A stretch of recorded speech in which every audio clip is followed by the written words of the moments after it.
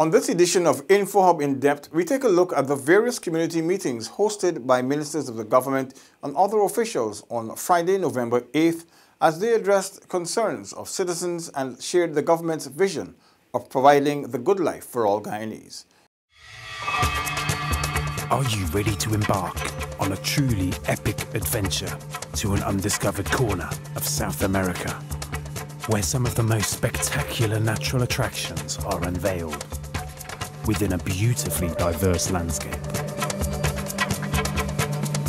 From the wetlands and savannas to the ancient mountains, magnificent waterways and lush enriching rainforest would provide a vast playground for some of the most exotic and breathtaking creatures on the planet, including many of the world's giant species. This untouched land of mystery and wonder serves up an exclusive experience for travelers. So are you ready for a new, awe-inspiring adventure? Welcome back to nature. Welcome to Guyana.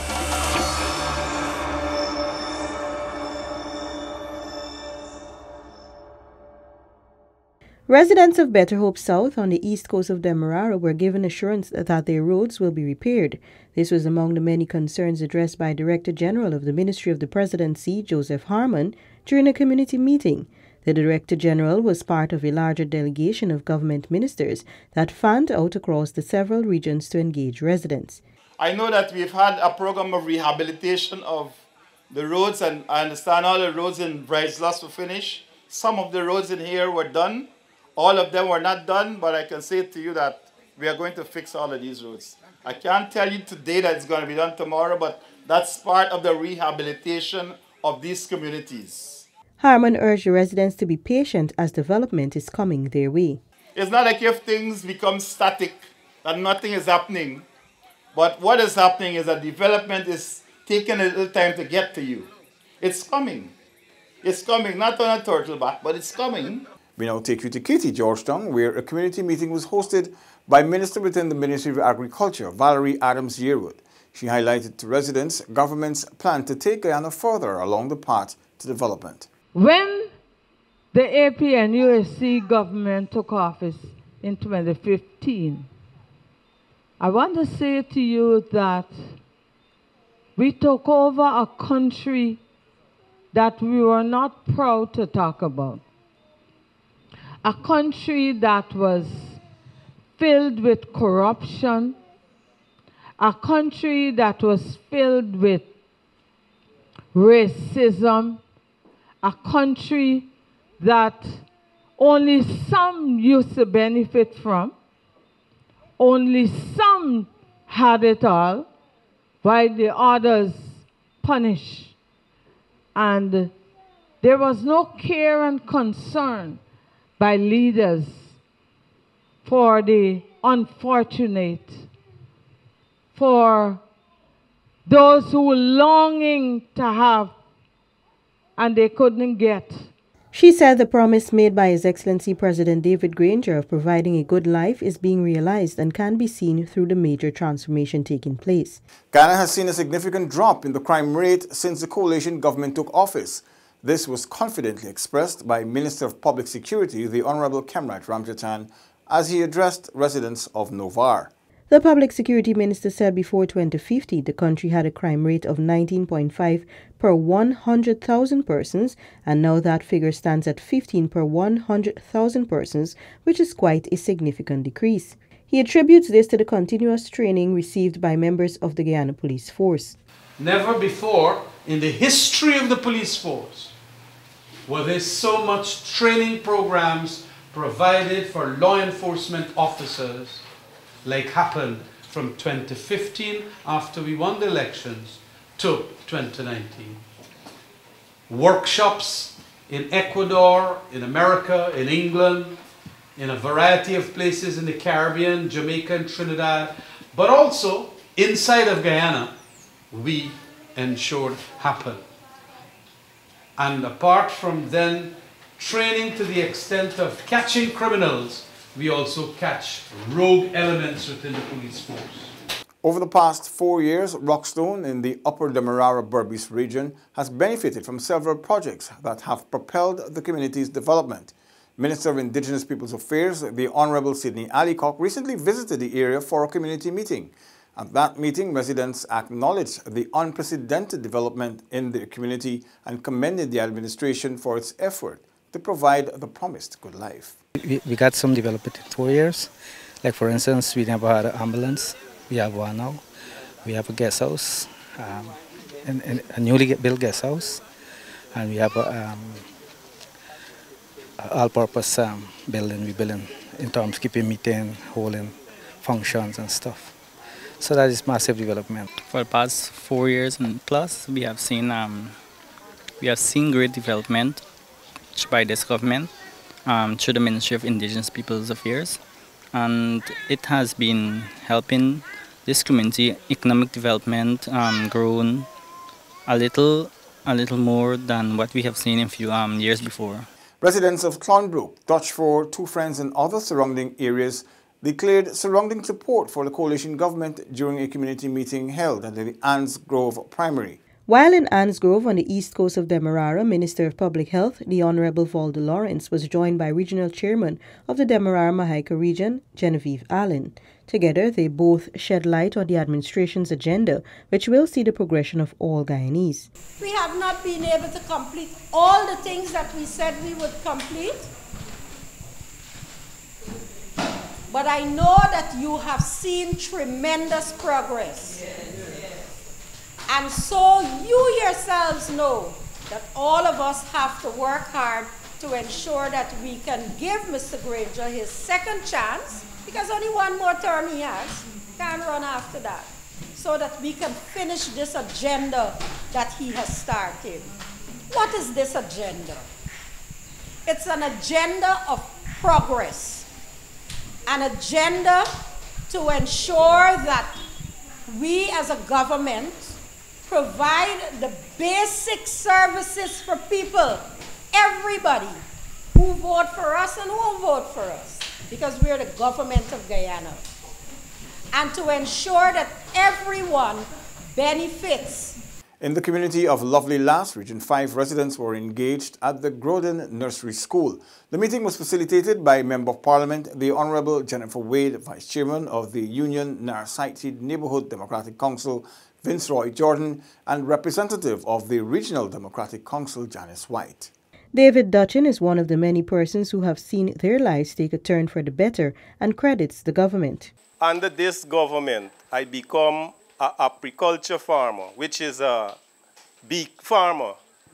And my son, Davison Dutchin, certified as a beekeeper under this government. So I want to say thanks to this government.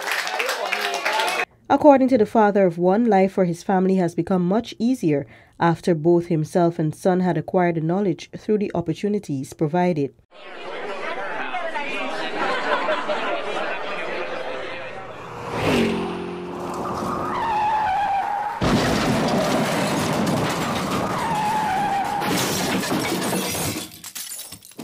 Minister within the Ministry of Indigenous Peoples Affairs, Valerie Garrido-Lowe, led a team on a visit to St. Cuthbert's mission to meet with villagers.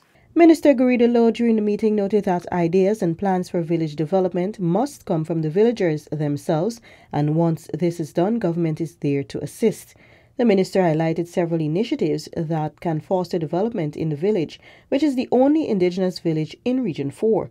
Tourism, the minister noted, can create an avenue for income generation in the community. That will support you. Of course, the plan, if it's a business plan, has to be sound. You have to have value, marketing value. I am sure I see great potential for St. Cuthbert's, especially in the ecotourism. And St. Cuthbert's is filled with talented people, painters, sculptors. The issue of getting clogged canals cleared and fuel for pumps to irrigate rice lands were at the forefront of a community meeting attended by the Honorable Minister of Agriculture, Noel Holder, and his technical team. A decision was taken at cabinet level that, look, let NDIA handle all the drainage and irrigation, the main drainage and irrigation for all the regions. And let the region handle, second, the drainage around houses and this kind of thing, right? This was decided on. After the budget was passed, when we tried to execute that, and we went to the regions, like here, and say, all right, warrant your drainage funds across the NDIA to the ministry so we can get going. Suddenly, they didn't want to do it. Plans are being put into place to expand the government's housing scheme initiative. According to the Minister of Public Telecommunications, the Honorable Catherine Hughes, this is to reduce the number of housing applications currently at the Central Housing and Planning Authority, CHNPA. The disclosure was made during a community meeting held at the Kingston Secondary School. So what we've done is that we've now recognized that in the next budget, we're going to have to expand the housing program. So if, for example, we had Perseverance and we had some really good, lovely houses down there and quite a few hundred people were able to get there. Now we realize that instead of having 2 Perseverance, next year, we got to have maybe 5. So the priority, we are making now the priority to provide more house lots and the infrastructure to go with it, which is what is so important. We're not saying to you, you're going to wait another 20 years. We're saying that we're going to double up and make sure that the housing area is one that we have to provide more housing and at a faster rate. Minister Hughes stressed that the issuance of house lots has been a significant challenge since taking office, especially with a tremendous backlog. Nevertheless, she noted that the government has been working assiduously to address the same. We as a country are not able to generate enough house lots to be able to meet the demand. Because imagine, all of this has piled up. Daddy!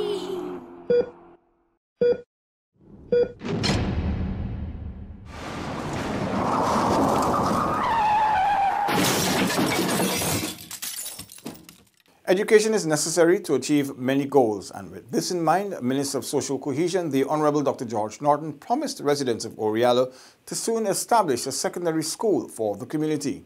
So while we are in this whole issue of education, yes, you need a secondary school. It can't happen, it will not happen overnight, but we're on your side. You have all reasons, and I think you deserve a secondary school because the primary top's result is so good that you would win any case to have a secondary school here at Orialo. The big thing about a secondary school, however, is teachers, because unless you have teachers in the village, we gotta also build teachers' quarters, and we have to also, because we just know a school now is not a house.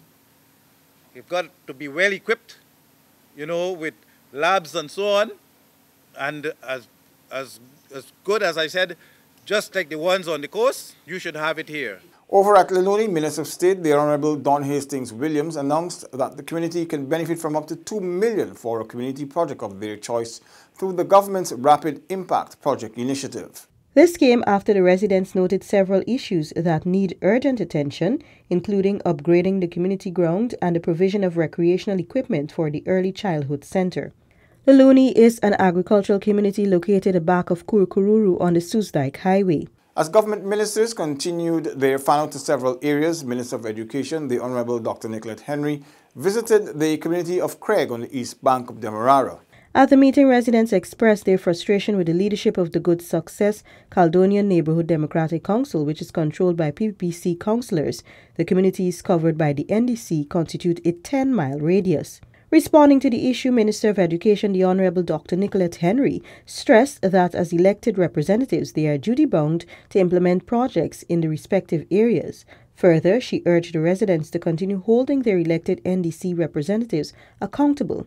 Her comments were met with agreement by the residents. I don't know what's going on with the NDC. It's rather dysfunctional. All you do is make report and nobody take you serious. When you go there, the overseers are always at home. She's never there. You see, other days, the first day I saw who is the overseer in a meeting. There's how much she's not there. So I don't see how you could be running a village and you're not even part of the council. Actually, the system that we're having affecting us here now is because of the politicalized, because the chairman of the NDC in this district is a PPP man, and they only look after things in the PPP areas. One of the 4 coalition councillors explained that while he and his fellow councillors have brought several developmental measures to the fore, the ability to move it further is being stymied by the PPPC-dominated NDC. This has been InfoHub In Depth, where we took a look back at community meetings held on November 8th by ministers of government. Thank you for joining us. Goodbye.